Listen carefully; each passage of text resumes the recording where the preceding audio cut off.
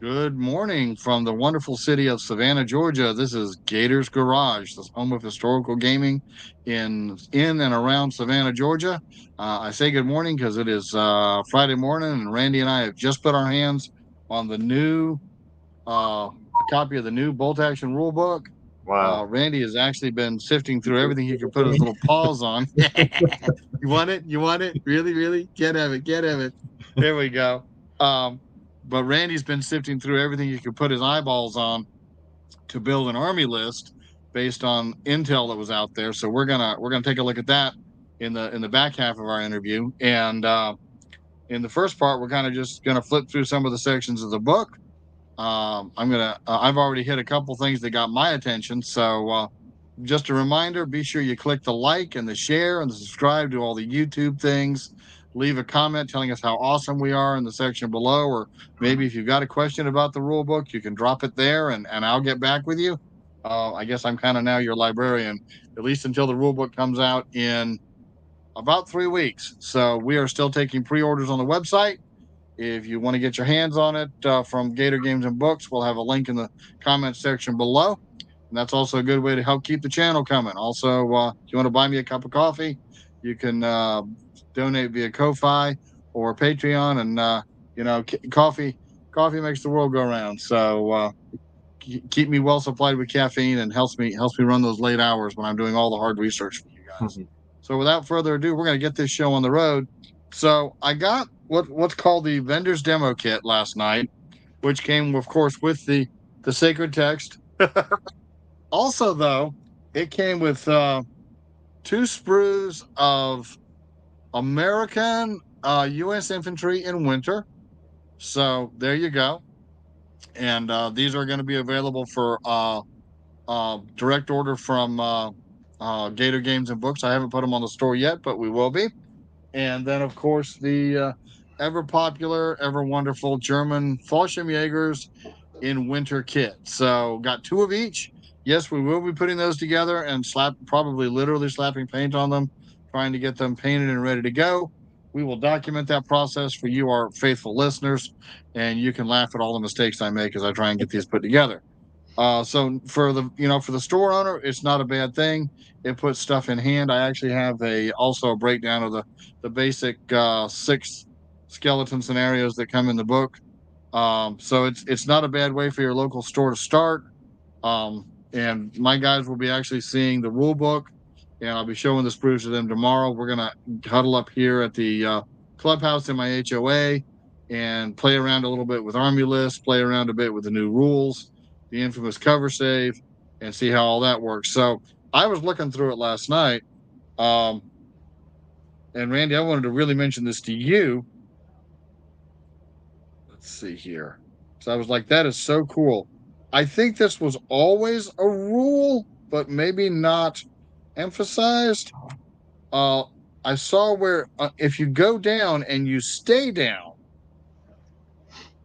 you can recover all your pins. Yeah, I would And think that that's probably not there anymore because if you just issue a rally, you're going to remove all your pins anyway. well, no, no. So it's under orders, and it's actually to your point. I think there was a provision in the old rules if you'd stayed down a turn at the beginning of the next turn, you could roll to remove pins. I think we frequently forgot it, Yeah. or we just wanted to get the guys back in order. But so the two orders you can retain at the end of the turn, just like usual. By the way, guys, I started reading this as soon as I got it. Um, but of course, ambush works just the same way we're used to it working as far as die activation. But on the down, and they actually put it in bold, so apparently it was something a lot of people did not notice. Um, if they stayed down at the end of the turn, it's going to lose all your pins immediately at the beginning of the next turn. So let's say you go down, you got three pins on you. You can try and get up at the next turn and rally, but then you're up and you're vulnerable. If you stay down, Hmm. you lose the pins. Either way, you're going to lose the turn. You got me? Well, yeah, the one thing, if you do a rally, you still have to roll an order test, and you can Right. fail that.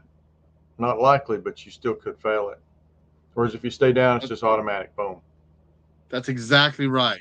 And that's going to be huge. And by the way, huge change from, we'll talk about this a lot. A huge change from second to third edition. You don't have to roll to get rid of those pins now, other than once you pass, if you're making a rally, if you pass your morale check, all your pins come off. Yeah. If you stay down for a second turn, at the beginning of that second turn, all your pins come off. So there's ways to get your guys back into action a lot quicker. And again, the theme you're going to hear me and Randy talk about, and we've heard the people of Warlord talk about, is streamlining play, getting units in the mix. Yeah, I don't know if you And then the noticed, other, Skull of Progenium did a battle report the other day, actually done two in version 3. And right? now, of course, they're shortcutting, cutting out a few things, but basically they go through the whole game, and their video was like an hour and a half long. One was like an hour and 12 minutes, and one was like an hour and a half.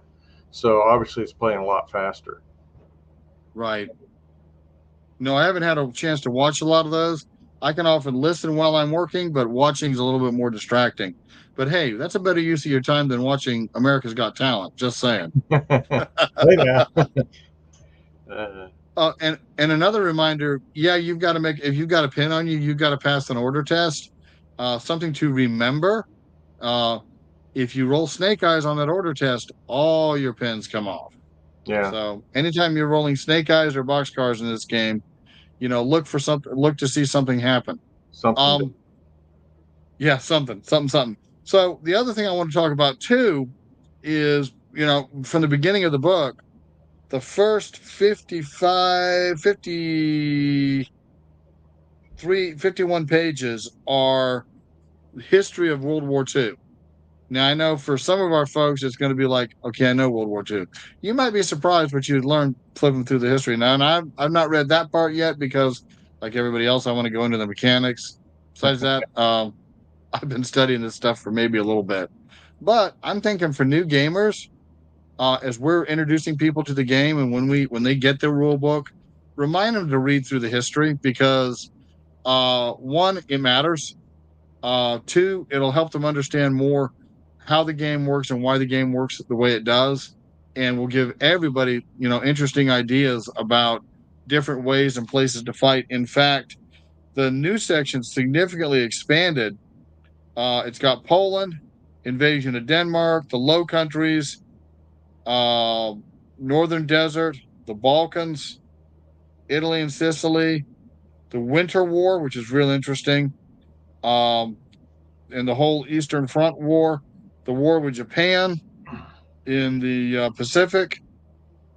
Oh wait, and then we got the war with Japan in China, so that's pretty good. The China India Burma theater, island hopping, Operation Overlord, Operations Market Garden, and Watch on the Rhine, also known as the Battle of the Bulge by us Americans, crossing the Rhine. So everything's here. I also saw maybe that was in the.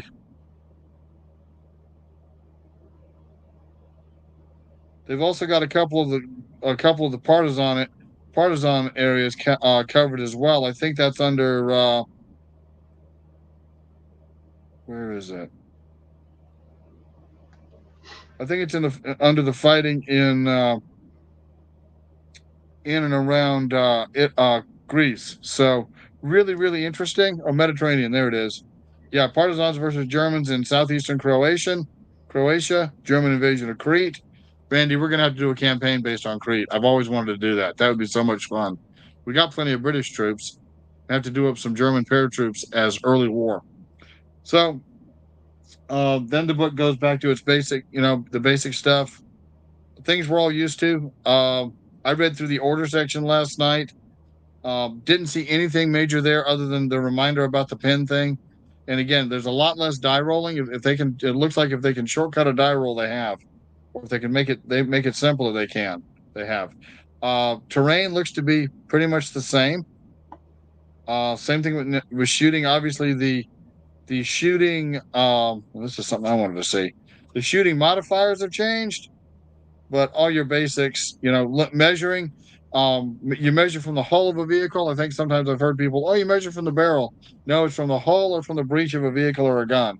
So you want to keep that in mind. If someone's got an 88 millimeter and a tank gun, they don't measure from the end of that barrel. They're gonna measure from the breech of the Yeah, 'cause gun. it's like 8 inches long, so you're Right?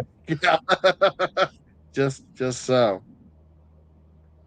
They give some discussion, some really great examples of this is a good one here. The because this is a question that comes up a lot is the on the I guess the left side of y'all screen where you got okay line of sight to somewhere lower, and they actually give a really good example. The guys on the far right are blocked both from the tank on the hill and from the infantry because they're so close behind the shattered building. So that's pretty cool. A lot of new pictures. I mean, you see the what do we got here? French resistance moving in cars on the right there.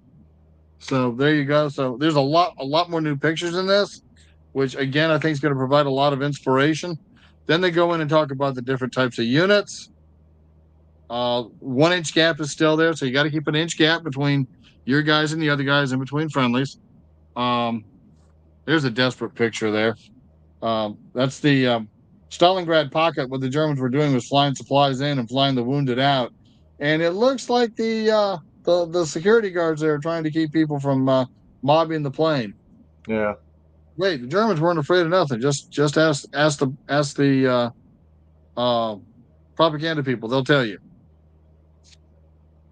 So you have all the different orders, order tests, effective pinning. We talked about retaining an order. I have a bookmark there because I'm right in the middle of reading it. So this will be my reading for a while. Oh, Um, so have you read the section on the ranges where the anti-tank rifle, your favorite weapon, is now 48 inches? no, I haven't. My favorite weapon. Yeah. Only when I have it. So the running story there, folks, is Randy and I were playing a game, and I fired it as infantry, and then they rolled a FUBAR and routed, which cleared the fire lane for his anti-tank rifle, which then picked off my armored car and kept me from capturing an objective and winning the game. And I think you rolled what, Randy? 4 or 5 Oh, sixes in yeah, a it was row. crazy. Yep, yep, And we yeah. just we just howled. I was like, oh my Six to gosh. hit, six to Uh, damage, six to for the damage roll, and right. So the first major change we come to, obviously, again in the hit table, is the hit modifiers, and I'm gonna probably try and photocopy some of this tonight. Um, but there's only 4, so we used to count a whole lot more. There's if you're on the move, it's -1. If you're pinned, it's only -1, not -1 per pin. And then if you're inexperienced, it's -1. And then if so you're point blank, it's +2. big question here is: have they done away with sevens, or is seven still a possibility? I am going to. I'm checking that right now. 9 impossible shots. It's Uh, the same one, so you can still, uh, yeah, you can still make those 9. You can do the sevens, but I think there's going to be a lot less of them. yeah, because you have to be inexperienced for that math to come up to a seven. There's no other Right, way to get it. So right, right. So, and it'll be a 6 followed by a 6. And as I remember, man, that did slow down the under the old system where you had so many sevens. yeah, Yeah, so that's really going to help. Getting pins hasn't changed. And again, just to reiterate, um, and this goes back to talking about our rally thing, Randy, and complicate that. If you're pinned, it used to be you got -1 per pin marker. Now it's just -1. So have 1 pin, have 4 pins. They don't care. It's a -1 to shoot. Now, it may be if you got 4 pins, it's going to be a lot harder to get your guys up and at them to shoot, yeah. but it's still only -1. So that That's again, where the company commander will come in handy if you've got one, because he'll give right? you a 4 bonus to that roll. So if you got 4 pins and he's nearby, it's like you don't have any pins. Yeah. um, damage values have not changed. What has changed, of course, is the cover save. So, cover, and we'll have to remember this, Randy, because we're so used to doing this. And we even struggle with this in Black Powder because we would get the modifiers confused. There's no to hit. It doesn't look like there's any to hit modifier if the target is in cover, but instead you get a cover save against infantry fire. 4+ for hard cover, 5+ for soft. Uh, 5+ to save, or a +2 save modifier. So whatever your save modifier is, it's going to be +2 up to a max of 5+. So again, that is going to be huge. The other thing that's going to do too is that's going to keep the players a little bit more engaged.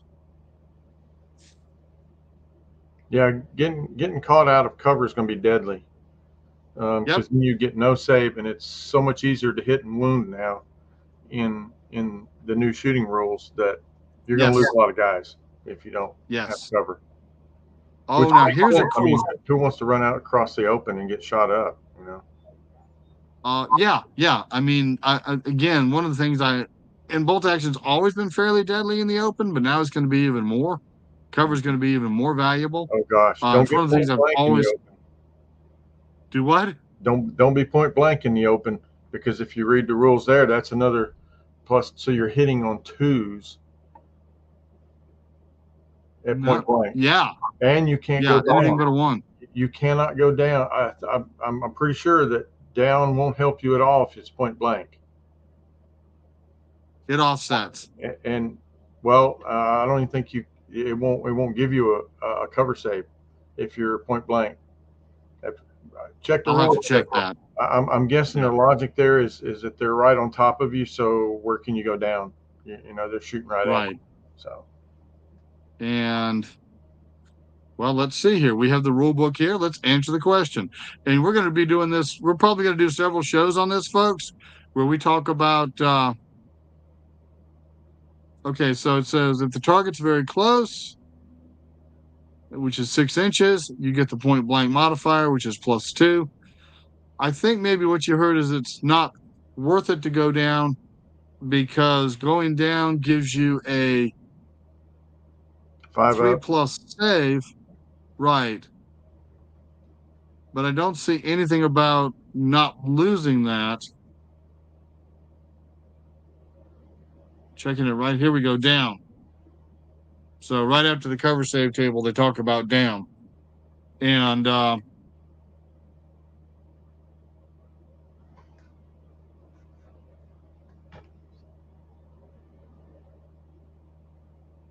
you were right, Randy. God, you've been really digging into this. Good job, man.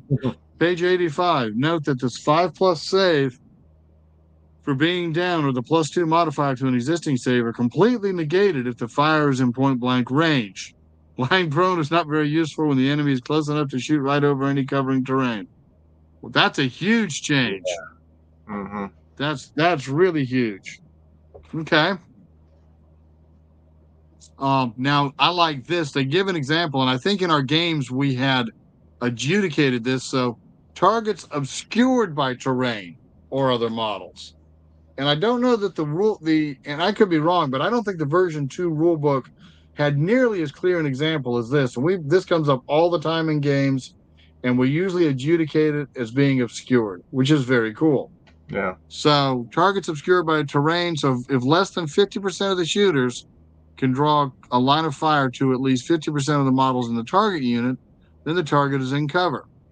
Okay, so it's line of sight from the shooters to the target. That's huge.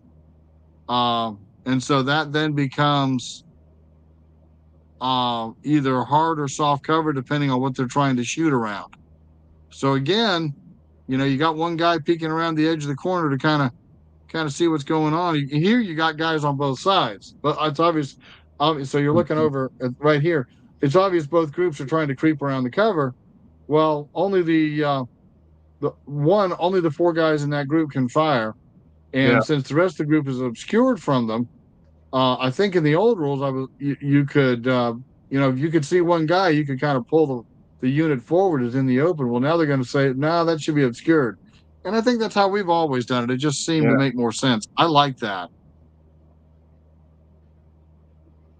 Units in dense terrain got to be at least 50% in. Yes, yes.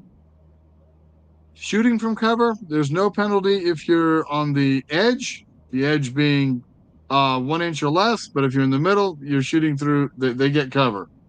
If you're not sure, simply treat the target unit as in cover, but reduce the cover by 1.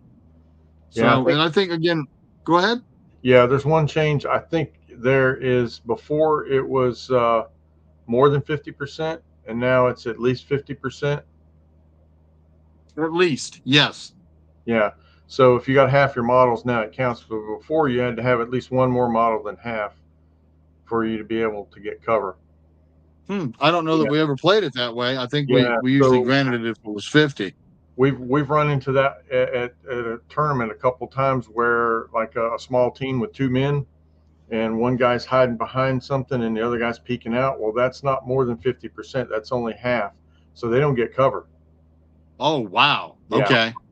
Yeah. Okay. You and I just need to play more. That's all there is to it. Along with all the other games that I'm playing, right? Yeah. It's just crying shame we live 2.5 hours apart. Really, really sucks. Yes. Yeah. Okay, and then they go into weapons. And so what we're going to be doing here in Savannah over the next couple weeks is going through just these basics, because just right here we had to explain a couple 3 basics, and pretty much running just infantry to get our hands around how the basic infantry rules work. Let's see here. I'm looking at the different weapons. They kept the assault rifle at 18. Boo-hoo. In first edition, it was 24. It was great. And rate of fire, too. Let's see. And you said that anti-tank rifle, 48 inches. It was 36, wasn't it? Yeah. Yeah. And they pushed the heavy machine gun out to 48, which is as it should be. And I still say it should have 2 more shots. HMGs are just bad business. However, they are treating now all heavy machine guns as a +1 pen. Yeah. So that's going to be interesting. And then here's your friend, the autocannon, 48 inches, 2 shots, +2 pen, HE 1 inch. So that's pretty interesting. Yeah. All right. The heavy should be +3. Is it heavy on there? Yeah. Yeah. 72 inches, 2 shots, +3. That 72. Is that what you're running? Yeah. That's huge. 72 inches is a long reach, so you can really stay out of, harm's way and just pop shots out there. Right. And of course, the only downside of that is if you fail a morale check and go down, your vehicle is going to have to back up. So you need to make sure you have at least enough room. So I got a plan. I got a plan. Yeah. Gotta have a plan to get you guys out of trouble. I'm going to park something behind it so it can't back off the board. Of course you are. Randy's already gaming it. Y'all, this is why Randy's a tournament player, because he's always looking for the edge. We sometimes have to tell him to calm it down a little bit when we play casual. But let's see here. I know your time is precious, so let's go to. So in addition to, and we will pick up. We'll make a note, Randy. We got as far as shooting, and we will talk weapons next time. All right. Again, we're not looking to cover every page, but we do want to kind of walk you guys through what the rule book's got in it, and maybe some things that maybe haven't been covered elsewhere. If you have questions, please drop a note in the comments section or send an email to Gator Games. That our email address will be in there, and we are more than happy to address these on the podcast. Randy, like I say, has gone through and done a army list based on the the 3rd edition rules. So I'm going to turn to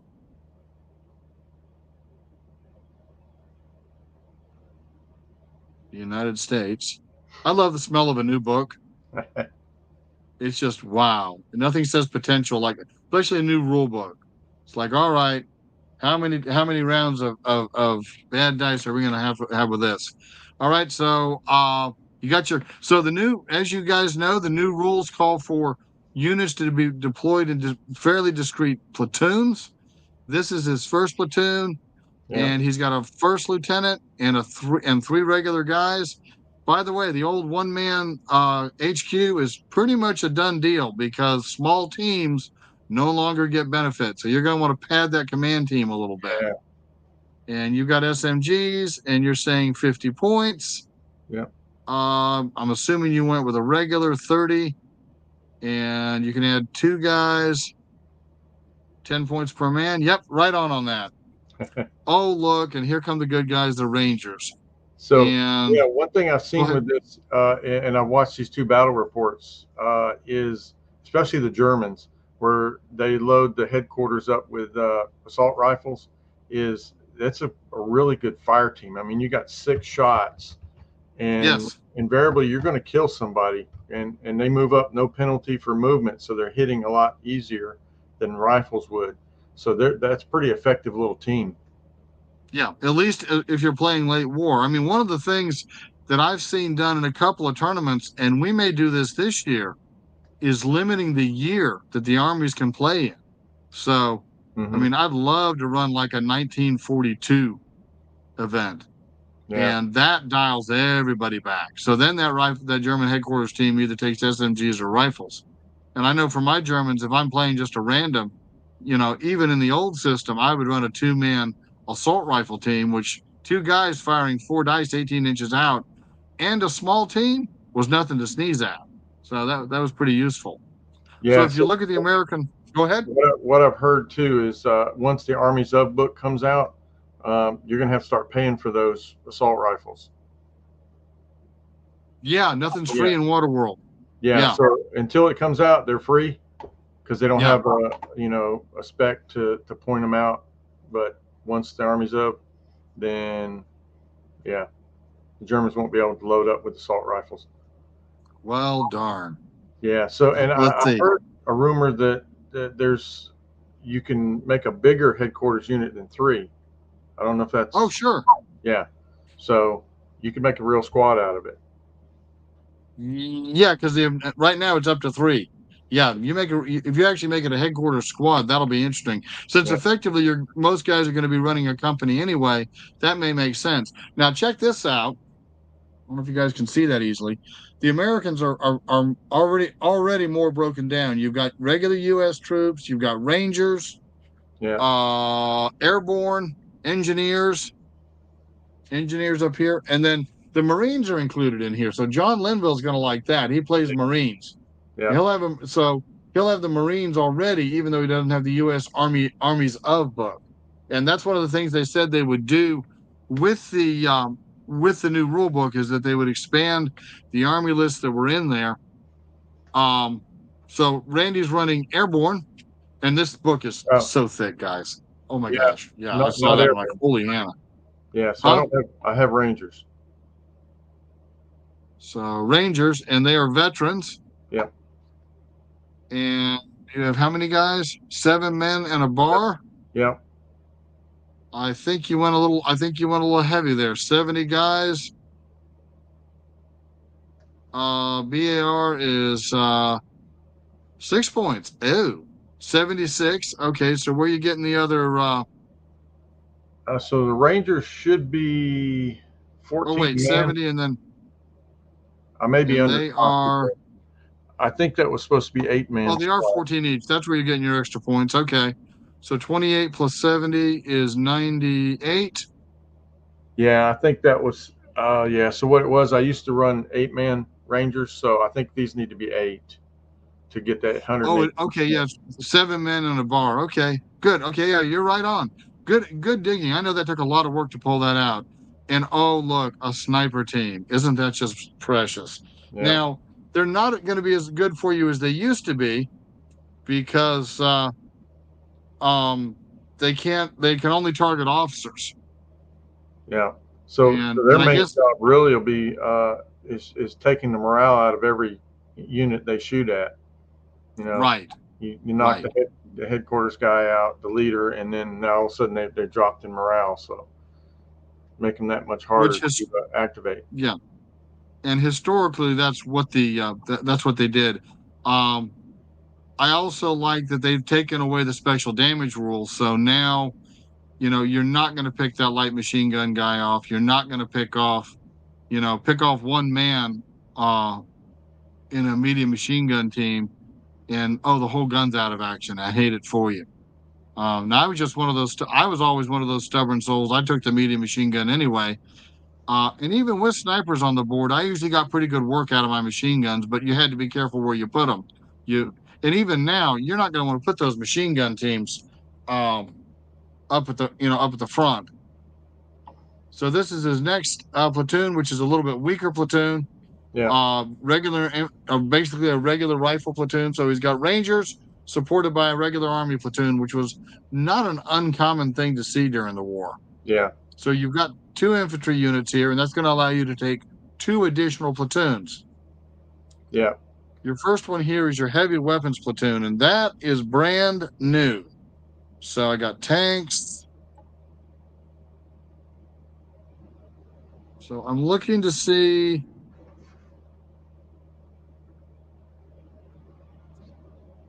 All right, I got your infantry.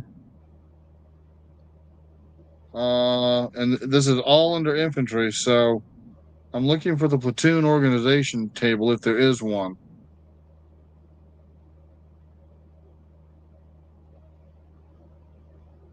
Okay, there's the scenarios. By the way, the scenarios are much broader based. You basically have a potential for 36 different scenarios, which is really cool.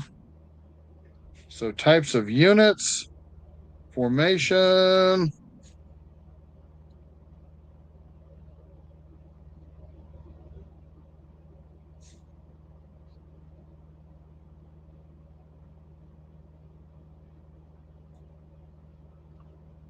Randy, was that you that asked me if this was a hardback book?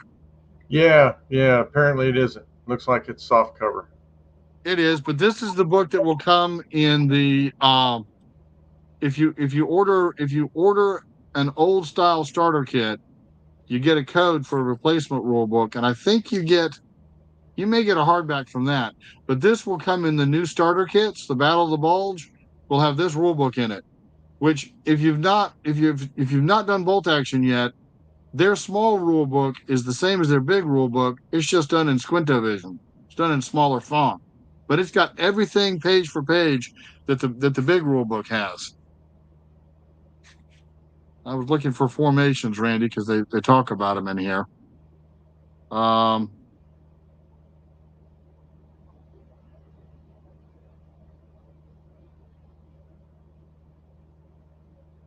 let's see here. Oh, there we go. Units 64. Okay. Little dyslexia there. I went to 46.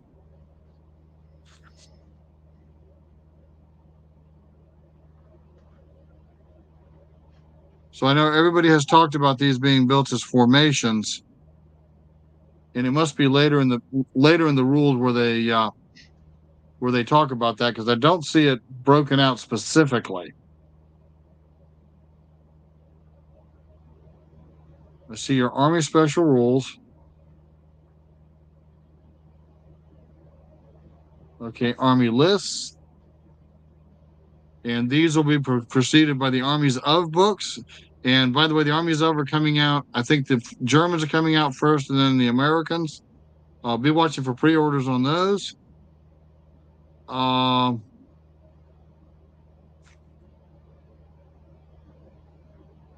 Yeah, I don't see any.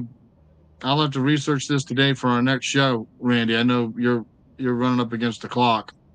Oh, there it is. Okay. Oh yeah. Platoon selectors right after force selection. So this is going to be a whole new section here called platoon selectors. And there'll be a lot of research on this because this is totally changing how you format your force. They actually show an official Army table of organization and equipment from the U.S. Army, which is kind of cool. First unit's got to be a rifle platoon, and then you can pick from additional units. And you can actually just build one large platoon if you want to. Oh. Okay, let's see. Yeah, one thing that's changed is you can only have 4 squads of infantry in a platoon, where before you could have 5 or 6, depending on the Army. Good catch. Yeah. Okay. So your options are your rifle platoon, and the reason I wanted to get to this, and I wanted to look at this heavy weapons platoon, page 185. Okay, and you were right on. So you can mandatory unit is a platoon commander and 2 machine gun teams or 2 mortar teams. And then in addition, you can add up to 3 mortar teams, 3 machine gun teams, 3 anti-tank teams. Ooh, bazookas for days. Yeah. If you load up on bazookas, you sure can. And then a transport vehicle. What's that? That's not the only place you can take a bazooka. You can take it in a rifle platoon, and in there's another platoon where you can take a bazooka. So you could have 4 or 5. Who needs a tank when you can have 5 bazookas, right? Well, I will tell you, that's okay providing your bazookas will hit. We were playing. We did last weekend. We did that mixed conflict 47 bolt action game, and I built my forces based. We built the Soviet and American forces based on the conflict 47 list, which allowed the airborne 2 bazookas. So I had 2 bazookas, and then the Russians had Panzerfausts, but we couldn't get close to the enemy armor, and when we did, our bazookas missed. Well, but still. But there's no long range anymore, so now it's a lot easier to hit. Yes, it is. Those bazookas become even more valuable. And to your point, I'm looking at the rifle platoon here, and it can have its own dedicated anti-tank. Yep. So you take a rifle platoon, and you take a weapons platoon, and man, you're already looking like trouble. And then if you want to add some armor to that, let's see, which is what our friend Randy did here. You got a platoon command vehicle, which costs an extra 10 points. And then you took another vehicle. So you got your mandatory 2 vehicles in there, which is what I was hoping for. So 2 is a section, really. It's not quite a full platoon. And then you can add an additional 3 vehicles to go up to a 5 vehicle platoon, which was, something the British ran fairly consistently. So I guess if you were the Brits or the Americans and you want to even be historical, I could build the classic British infantry platoon and support it with 4 Shermans and a Firefly and be right in there. So that's pretty cool. You can run recon infantry, which is fun. So yeah, when you get the book, and we'll dig into these a little bit more and the what's and whys and why you would take one or the other. So that's going to be pretty fun. Oh, look at this. Germans in captured French tanks for D-Day. Wow.